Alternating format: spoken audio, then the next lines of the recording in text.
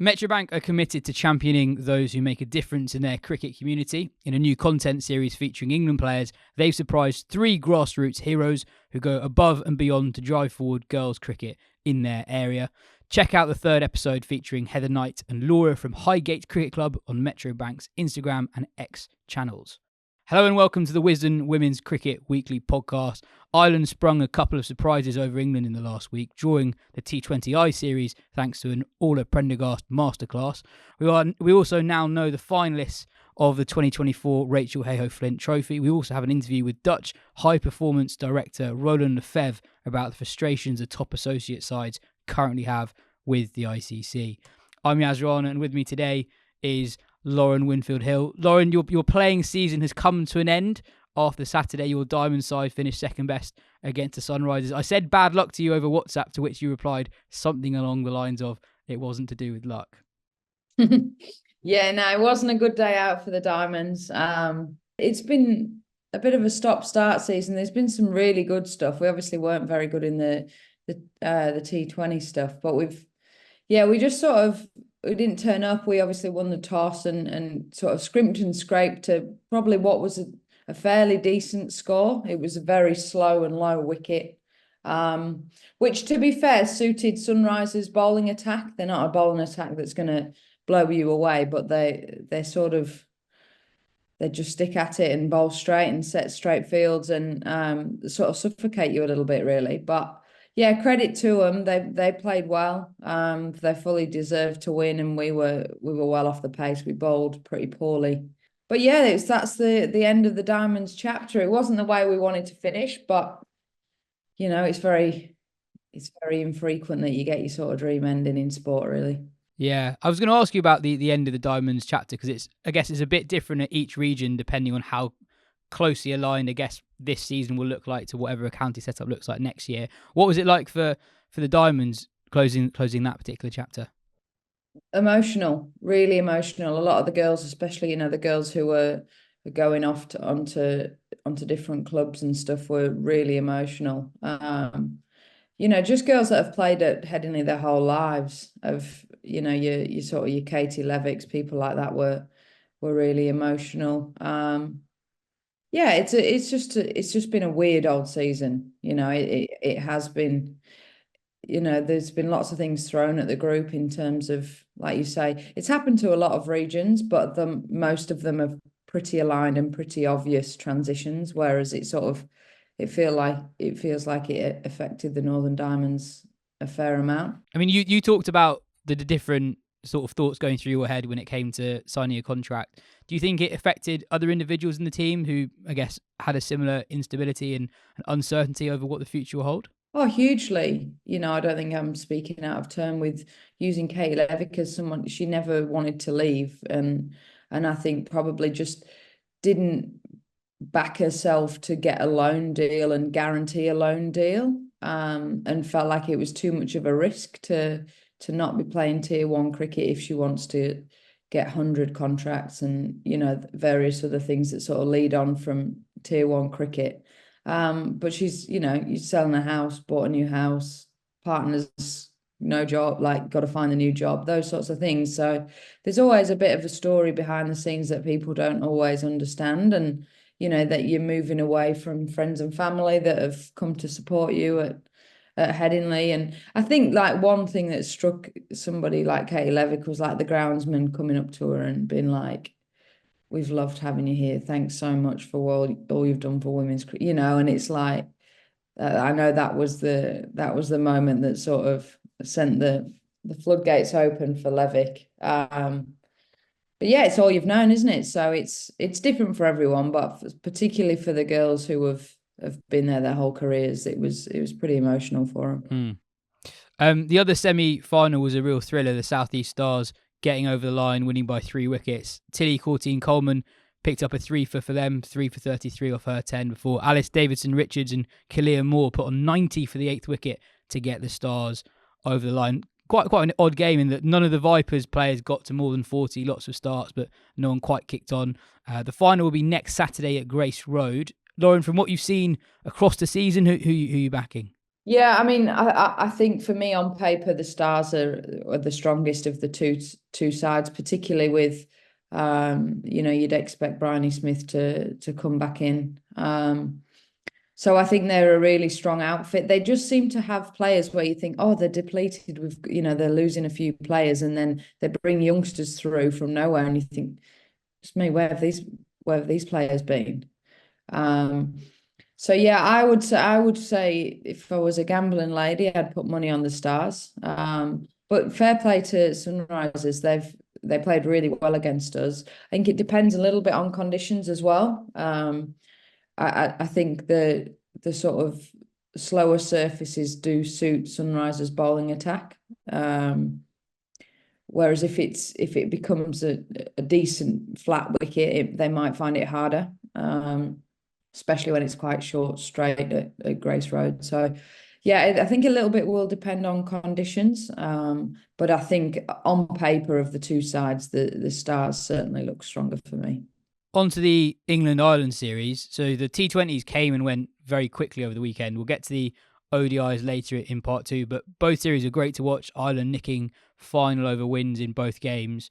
All of Prendergast's stock just keeps rising, 50s in both games, including 80 or 51 in the second. I know we've talked about her before, but she keeps giving us reasons to talk about her. She's not just really talented. She seems to be progressing at a very exciting rate as well. Like a lot of players, they do something really cool age 2021 and they don't necessarily back that up consistently. Whereas as Prendergast, very quickly she's building up a consistency that, really is something you associate with the real top players. Yeah, I think the key is exposure, isn't it? I think it's playing against world-class sides, or whether that's in international cricket or franchise cricket or domestic cricket around the world, whatever that might look like. I think sometimes it's the sort of caliber of the opposition where you get real credit for it. And I think against an England side that is still, pretty vastly experienced, I think that sort of just boosts her stocks that little bit more than potentially some of the other international series that she's played against. It's almost like people have known that she's a good player and she's put some good performances in for Ireland, and you go, oh yeah, she's a good player, and you go, oh, now she's done it against England. Oh, the next thing will be, can she do it in the Big Bash, and those sorts of things. And it's almost just adding layers of I guess of the hype, and rightly warranted, because she does sort of, every time there's just like a level to go up, or an opposition that's a little bit stronger, or a competition that's more exposure, she seems to just sort of rise to it, where, and I think that's what keeps the sort of the talk going and the ball rolling, really. She gave a fascinating interview with Katya about 18 months ago, where she said it wasn't necessarily that straightforward a decision to pursue cricket. So like when she first got her Ireland call-ups as a teenager, cricket wasn't even a number one sport. She was more into football. And they changed the football schedule in Ireland, where they basically had more football in the summer than they previously had. So at that point, she had to make a decision. And that was exactly when Ireland was becoming more professional. So there was like a clear route for her to make a serious living out of cricket that potentially didn't exist previously. Like she's only, 5 years younger than someone like Kim Garth, who made the decision to go to Oz 4 or 5 years ago now. The turning point in that game was Prendergast and Leah Paul hit 19 runs of 1 over to get the required rate down to about 8. It's a crazy finish. So Prendergast gets out off the last ball of the penultimate over. Ireland needs 7 off 6. Paul hits a single. Then Sarah Forbes hits her first ball for 4. She's then bowled by Manny Villiers, who then also bowls Cunning off the next ball. And then Christina Coulter-Riley nicks a single, but then Maddie Villiers has like an errant throw that gives them an overthrow that takes them over the line. So amazing game. Ireland's first ever women's T20I win over England. Lauren, I wanted to ask you a couple of things about what Kate Cross, the England captain, said after the game. First of all, she said, we need the next tour to be longer. Ireland are a team that are playing a lot of fearless cricket at the moment. Would you like to see England play more cricket against Ireland? I think that was only England's 4th ever T20 against them. And you've obviously got an ear in the England camp at the moment. It's a really important series, not just for Ireland and their exposure, but also the England players. Cross was talking about the extra pressure of an international game. There are more eyeballs on it. You might make a mistake in a regional game that matters a lot in that match, but there's potentially not the same scrutiny that you get when you're playing for your country. Yeah, I think it was a hugely valuable tour for both teams, and I think the results show that it was hugely valuable. It wasn't one-sided at all. It was a great tussle throughout both formats, and I think it's a tour. Logistically, it's a tour that could happen and be longer because it's you're not traveling to New Zealand and places like that. It's obviously a lot closer. But yeah, I think the exposure and the nature of which the side that England took across, with no disrespect to Ireland whatsoever, it sort of made it a really good series. I think, should you add Natsiva Brunson and the players like that into the fold, it maybe wouldn't be quite as good a series. So I think it's definitely something. I think it sort of seemed to just, especially the T20s, back to back, and it's done within two games. I think that can certainly be longer, and even just the nature of being back to back, it sort of feels like a rush job. So I definitely agree with Crossy. I think it's certainly something that will benefit both teams, both an emerging England team, and also Ireland as well, because that it's all. I feel like I just bang the same old drum, but it's exposure. You got to play games. They're at a high pressure, that there are eyes watching, and that they're a close contest. You don't want one-sided international fixtures. You want it to be a close contest, and we've had that across both formats. So I definitely, and you know what, it's touring somewhere like against a team like Ireland, and again, I mean this with the utmost respect, is it helps bridge the gap for regional cricketers in England and in Ireland, a series of that nature. You're not thrust in a World Cup, or you're not in India, or you're not in Australia, where the pressure and the scrutiny is so much more severe. It's almost that nice natural next progression, which you look at some of the girls who have debuted for England. They're not ready to be thrust into, or they would find it quite overwhelming to be thrust straight into an Ashes series or a World Cup and packed out stadiums. So it feels like this was a really nice progression on their journey as well. And especially because the 100's obviously great for that as well, but that's such a small section of the year. So to have opportunities outside the 100, and Cross are talking about the number of eyeballs, something as simple as that, watching you. So that there's just more pressure, and playing for the country, there's extra pressure that comes with that as well. And like from an England point of view, even if things don't go well from a series like this, you learn things from the series as well. You learn things about players. You learn about players who maybe take that step up with the extra scrutiny a little bit more naturally than others, and that is a valuable lesson going forward.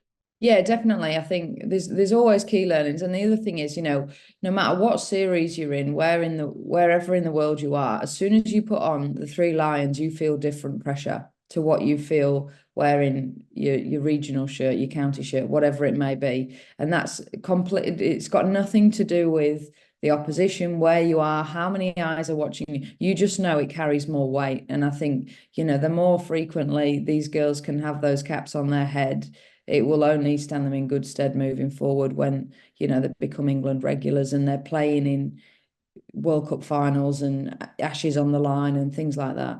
Well, that's it for part one. In part two, we'll hear from Phil Walker and Katya Witney on the England-Ireland ODIs, and then we'll hear from Dutch High Performance Director Roland Lefebvre about the Dutch's current gripes with the ICC scheduling.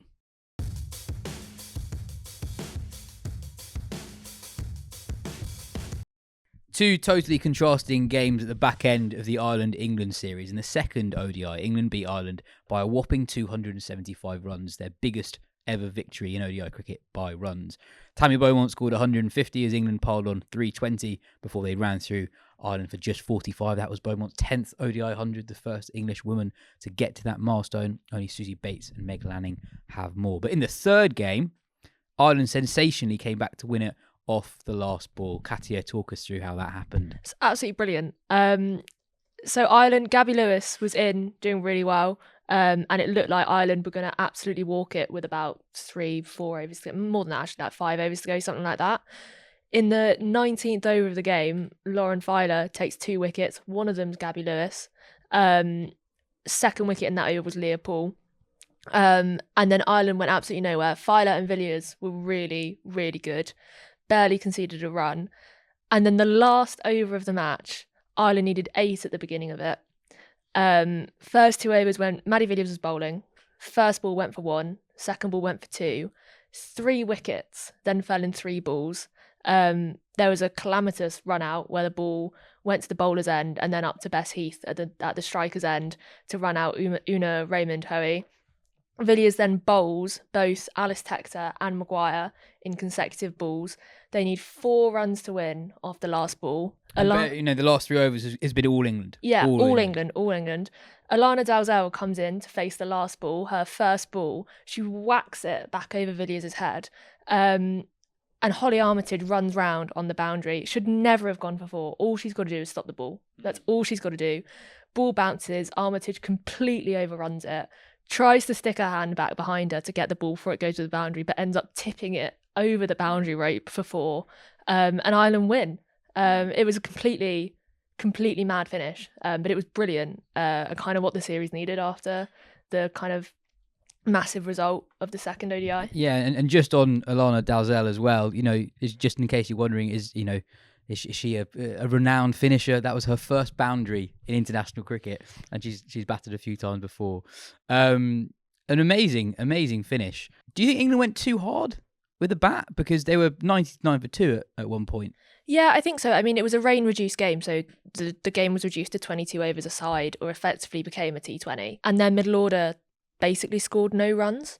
So you had Tammy Beaumont, who got a half century after getting 150 in the second game, and then after her, Holly Armitage got 15, Paige Schofield got 20 odd, but the middle order completely collapsed. And you think at the time that Beaumont got out, England were 99 for 2 off just under 13 overs. They could have got many more runs than they did. So it's hard to say in a rain-reduced game that effectively comes a T20, but I think they probably did go too hard, as proved by Ireland. Gabby Lewis was brilliant, and there were runs out there, so probably, yeah. Prior to the series, we were bigging up Ireland's top 3. Phil, that was one hell of an innings from Lewis. Well, she got going with just sashaying down the track and just punching Kate Cross. It was irresistible up until this game. The standing skipper took 6 for, I think, in the first game. Punched her straight down the ground and then opened up and smashed her through extra cover as well. And in a game where, with the exception of Tammy Beaumont, no one else really made more than 20 odd. She made a 70 odd in 50 balls. Just pure class, really. And obviously without that knock, it would have been a bridge or 3 too far. So yeah, brilliant, really. I haven't seen a massive amount of the others around her in the top 4. And full disclosure, we went to print this on that day, so I've only seen the highlights of the game. But Lewis, not just through the offside, she was playing these kind of checked pull shots and checked hook shots as well.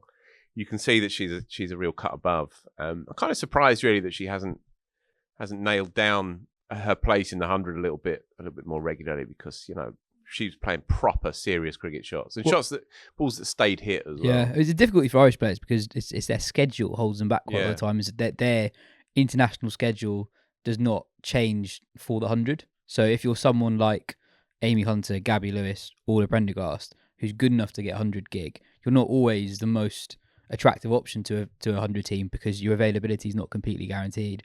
Another Ireland player to pick out, Amy Maguire, who only turned 18 this week, took a 5-for with her left arm spin and just ran through that England middle order. It's quite interesting. Lauren made a point on a recent episode about when people say England aren't very good against spin. She said it's actually very specifically slower spin that England had a problem with. So when England lost against Sri Lanka last year, it wasn't actually the type of spin bowling like an Ash Gardner will bowl against England or an Alana King will bowl against England. It's much slower stuff. And here... What's the theory?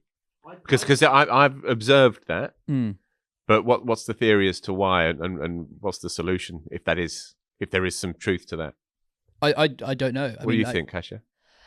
I think it's interesting because under John Lewis, England have been told to go harder and go harder. And obviously against a much slower type of spin bowling, that's a lot more difficult to do in a way. If you can't muscle it over the boundary, it's going to be harder. So I think maybe there's an issue with catching up to the types of cricket that you're being asked to play, but also acknowledging that the pace is taken off quite a lot now. Yeah. And you're going to have to adapt to that. I think it'll be interesting to see what happens in the UAE actually with the T20 World Cup, because I think there's going to be a lot of that kind of bowling. But what do you think about England's issue against slower spin? Clearly, if you are tossing it up with two or three fielders on the leg side, and you're not a power player, then anyone who's played cricket at any level knows that is a difficult thing to get away. And you see it from the top level down. You see the value of taking the pace off at, the sort of power heavy men's level. It's clearly going to be more accentuated the further down you go physiologically. It's going to be harder, and you see it in the women's game at certain points. I remember talking to Charlotte Edwards about this years ago, and she said the fundamental difference between us and male players is that male players muscle it, and we are touch players, and it's a physiological necessity, I suppose. What you are seeing from my vantage point is that you are seeing more strength becoming more and more of a factor, and you imagine with the onset of professionalism and more money, that power will become more and more prevalent in the game, you would think. And I guess that then nullifies the value of being able to take the pace right off. And then you become a problem rather than a virtue. But until that point, you're always going to be, as a skipper, you're going to lean towards that kind of option, right? Is it little wonder why England have four spinners in their current T20 side? It's not just because it will suit the conditions, it's because it suits the physiological components of your opponents, right? Is that fair? I think so. It is a fair point. I also think, not to bang on about it too much, but I think the John Lewis point is a relevant one, and the type of cricket he wants England to play. He's been very open in that he wants the England side that he's coaching to be fitter and stronger than any England side has been before, and he's put a lot more time in the gym and doing strength and conditioning work in their schedule. And I think it is something that, coming from the men's game, we know that women are perfectly capable of hitting it further than they're hitting at the minute, further than they've hit it before. You look at someone like Deandra Dottin, she can hit it further than anyone in the women's game, and there's no reason why, as a broad kind of mark, that power hitting can't be elevated to the next level at all. But I think it's almost at the minute trying to do stuff that's not quite ready to come through yet. So trying to muscle a ball, or being told to muscle a ball that you're not quite ready to hit that far yet. I think Nat Sivert-Brunt and how she plays spin comes into it as well, because she changes how she plays depending on the type of bowling she's facing. So when she faces slower spin, she's England's best player of it, because she basically she almost gets across the stumps and tries to whack it behind square. Yeah. Because there's not enough pace on the ball, even for someone as strong as Nat Sivert-Brunt, to go whack through it straight mid-wicket, to go straight. Yeah. So she just gets across, and it's a shot she won't play against Alana King, but it is a shot she'll play against someone who's bowling low 40s MPH. Katya, from the position of it being a kind of thrilling spectator sport, do you think that this could become problematic if the game cleaves further and further towards slow bowling, and slow bowling becomes ultra prevalent in the women's game? Not really, because there's a beauty in that as well, right? It comes back to like the whole point of what's the benchmark for women's cricket is the benchmark men's cricket. Is that the only thing that can be entertaining, that type of play?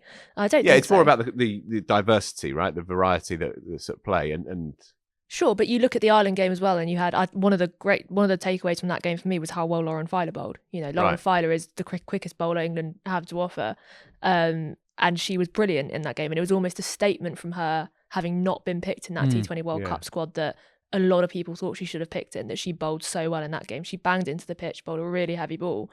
So I think there is enough diversity. Sophie Eccleston doesn't bowl like that. She's the best bowler in the world. Sure.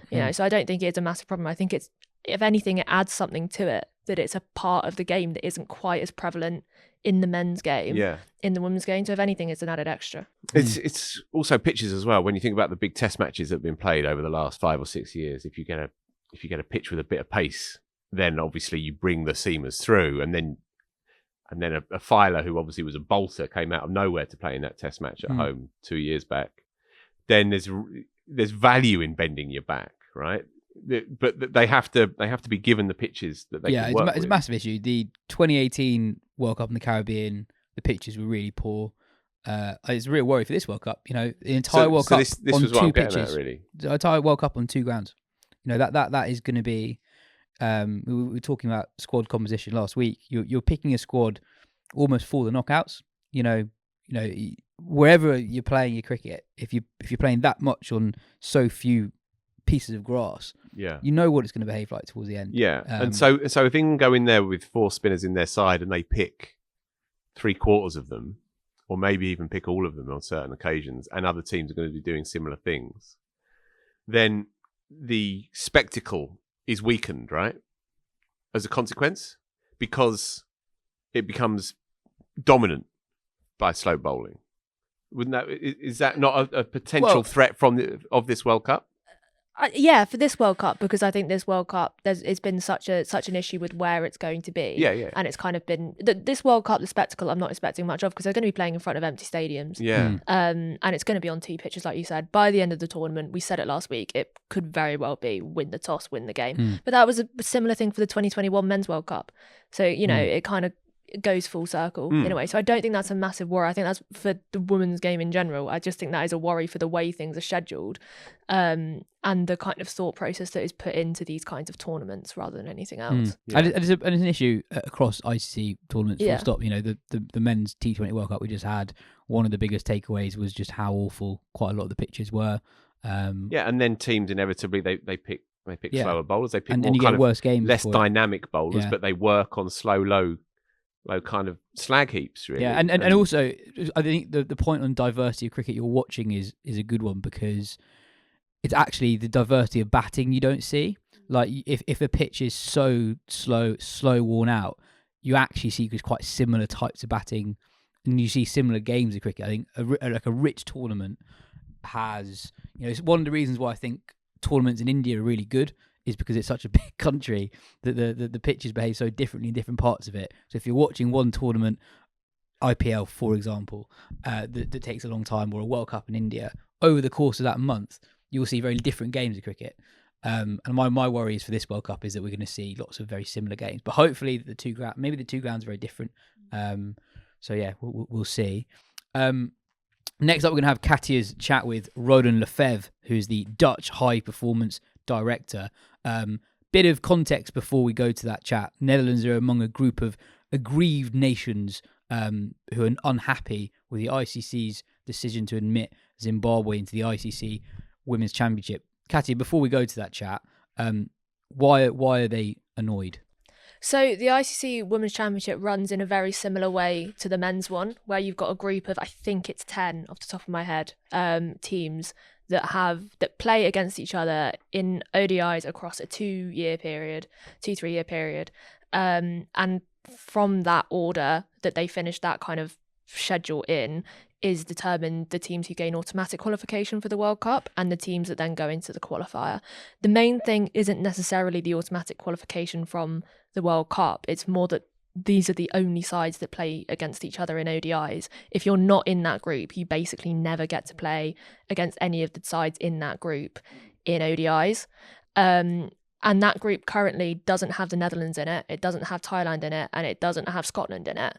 But from 2026, so the next cycle of it, it will include Zimbabwe. Zimbabwe are currently ranked below the Netherlands, Scotland, and Thailand in the ICC rankings. And that group of teams that are in the Women's Championship, it feels very much like they are in it because the men's sides are good. So that group is Pakistan, Sri Lanka, Ireland, India, all that lot that are in the men's ICC Championship pretty much are in there. The other element into this is that there is no future tours schedule yet outside of that. So Scotland, Netherlands cannot schedule any cricket because they don't know when their future tours schedule is going to be. They basically don't know what the ICC is going to schedule for them. Yeah, they really don't know. So they can't schedule anything outside of that because they don't know when they're going to be playing. Yeah, we're going to do something on Thailand later on, maybe this month, maybe next month. But I don't think people, unless you've followed qualifying events for a long time, will be aware just how good they are. So in the ODI rankings, they're ahead of Pakistan. So they're 9th in the world. Zimbabwe are 14th. And if you go by ratings points, they're in just a cluster with Bangladesh, Pakistan, and West Indies, Sri Lanka. And if you look at the rankings and you're new to cricket, you're like, well, they should be in a top 11 team competition. It's quite interesting though in this chat. Roland's pretty vocal. He doesn't hold back on his criticism of the ICC, which I guess suggests a level of ire against them, because quite often he might privately not be happy with the governing body, but it's rare that someone so high up in an organisation is that critical on the record. No, he is very critical, and he is very critical of the ICC pushing the narrative of wanting development in women's cricket across the world and a form of equality. But if you don't fund or schedule stuff for the nations that are actually really, really good, then that equality, that's lip service. It's nothing of substance. And what they want, what the Netherlands, Scotland and Thailand openly want, is an ICC Women's Championship League 2, which exists in men's cricket. There is a League 2, but it doesn't exist in women's cricket. And this league would consist of, apart from those three sides, Papua New Guinea, Nepal, others that are in kind of the second half of the ICC rankings, and that would allow them to play regular cricket against each other rather than sporadic three-way tournaments and bilateral series here and there. It would also give increased funding to these sides, because at the minute the Netherlands have just played a series or a tri-series that's featured Papua New Guinea, which has been incredible expense for the Papua New Guinea players just to get to the Netherlands, and it's not something that can be supported regularly without a championship or without ICC funding. It's also worth pointing out that the Netherlands also used to be one of the better sides in the world. About 20 years ago, they've been in a World T20 quarter-final before women's cricket came under the umbrella of the ICC and the new World Cup was established. They regularly, every year, there used to be the Women's European Championship where England, Ireland, Scotland, the Netherlands would play against each other. And since women's cricket has come under the umbrella of the ICC, that regular playing of nations like England and Ireland and others in the ICC Women's Championship just hasn't happened for them. They've got a fully professional setup in the international level, and they've done a lot to advance women's cricket in the Netherlands, and you can say that other sides in the Women's Championship haven't done as much as they have to advance professionalism. So they are rightfully quite ticked off, I think, that there's been very little support from the ICC for what would service development. And Netherlands have played a test match more recently than the likes of New Zealand. Yeah. Anyway, here is Katya's chat with Roland.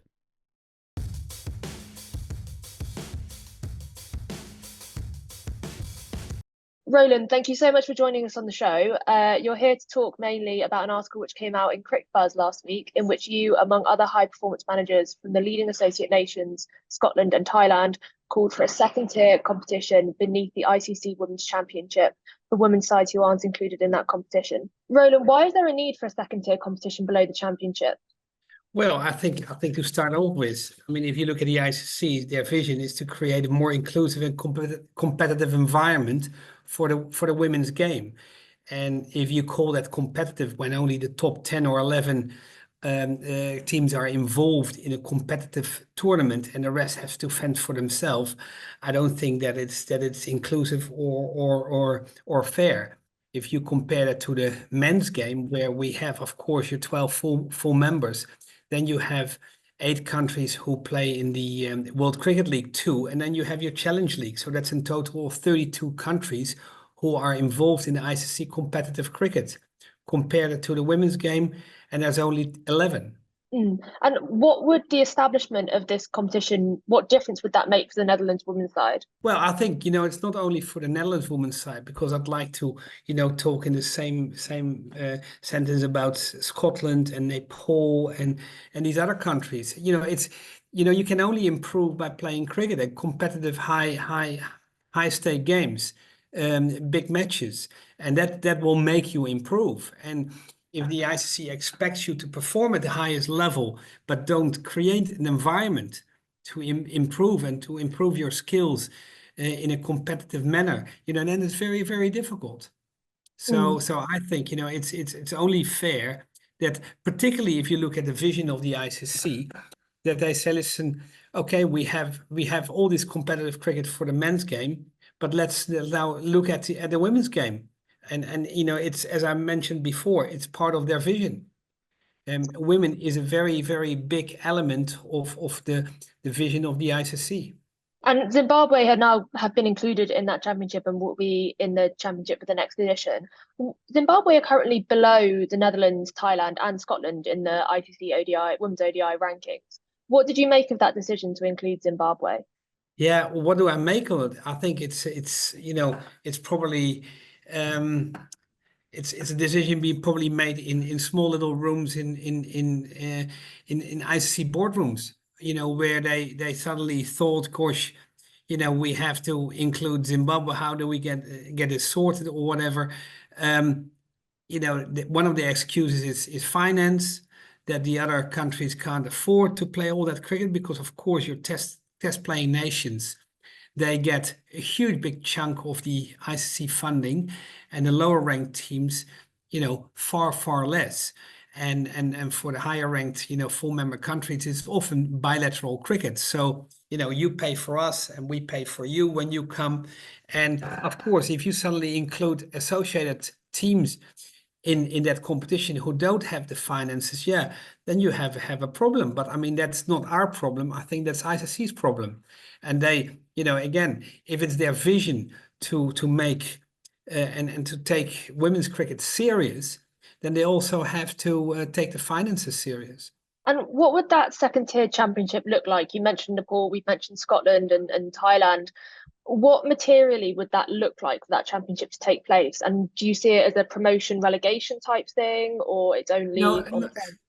Not necessarily, but it could, because I mean, if you, I think you compared a little bit about to World Cricket League 2, where you have 8 countries over playing a series of 36 matches over 3 years, and that's part of the World Cup qualifying process. And of course, you have the Challenge League, which is countries 21 till 32. The top ones of those can have another entrance to a qualification event. So there's a pathway for all these countries for World Cup cricket, and to make it to the World Cup. And at the moment, for women's teams, it's a lot harder, particularly if you don't create an environment that they play each other. Yeah, just to clarify that process for qualification, the bottom 4 teams of the current championship and the top 2 ranked ICC teams after that will compete in a qualifier for 2 places at the World Cup. So you have 4 championship teams versus 2 qualifier teams. How do you rate? I mean, I think I know what your answer is going to be, but how do you see that current system as being unfair to associate nations? Yeah, I think it's. I think if you talk about level playing fields, I mean, that's what's all about, level playing fields, and it's not level. I mean, you talk. I mean, the ICC talks about it, but actually, when you look at the whole setup, it's not level at all. And I think that's what we are trying to push for. I mean, the countries have united front to write to the ICC to see if they can at least come up with a World Cricket League 2 for women's teams.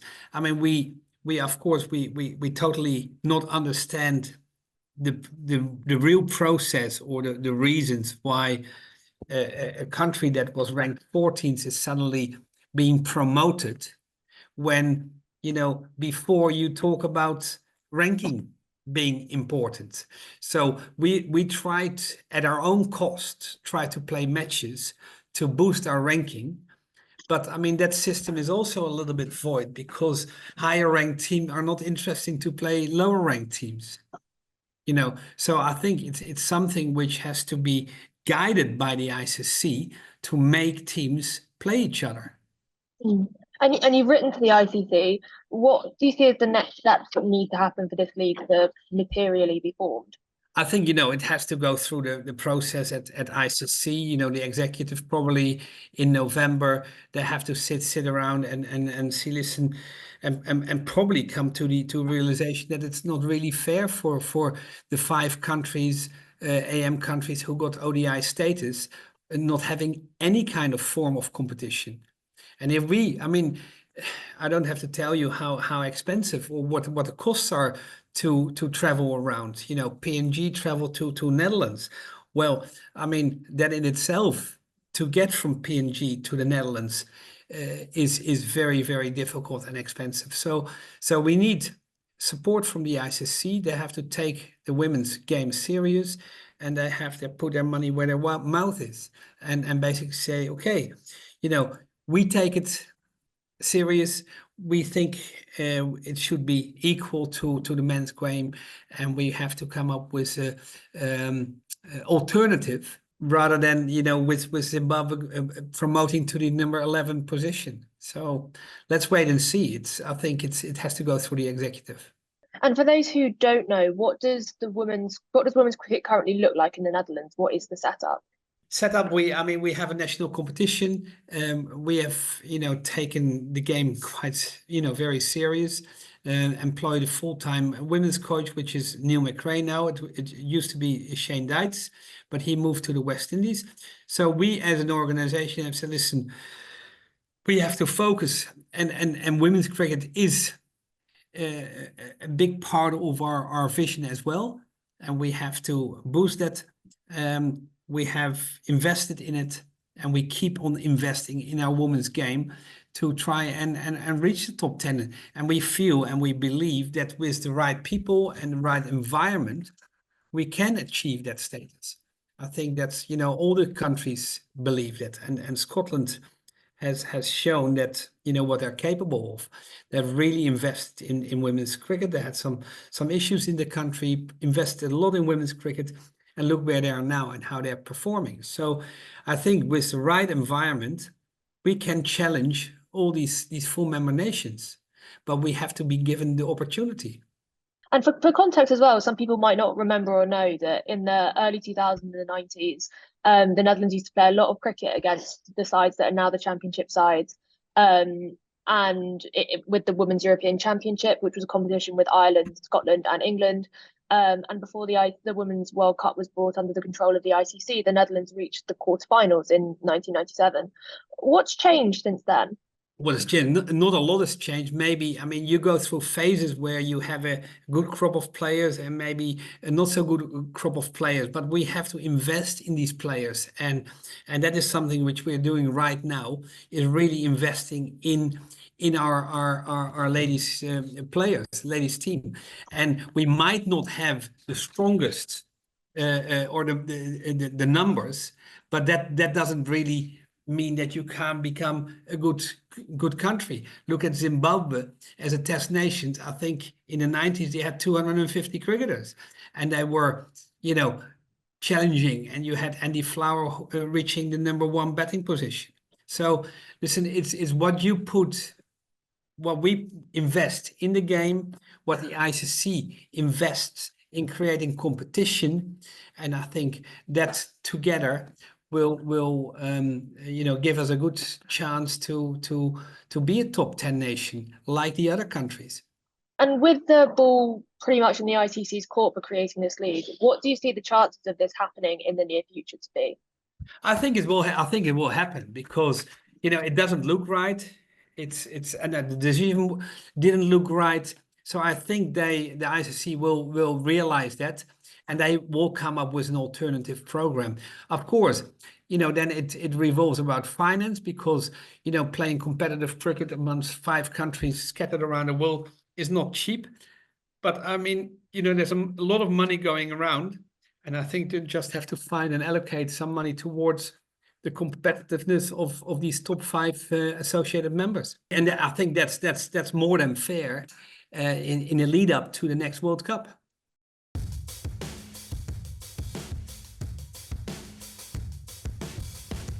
That is it for today's show. Cheers, Lauren. Cheers, listeners. Throughout the cricket season, Metro Bank is supporting and celebrating potential and existing volunteers and coaches of girls cricket. Head to Metro Bank's Instagram and X channels to watch the stories of 3 cricket heroes as they're thanked by England players and the girls at their club.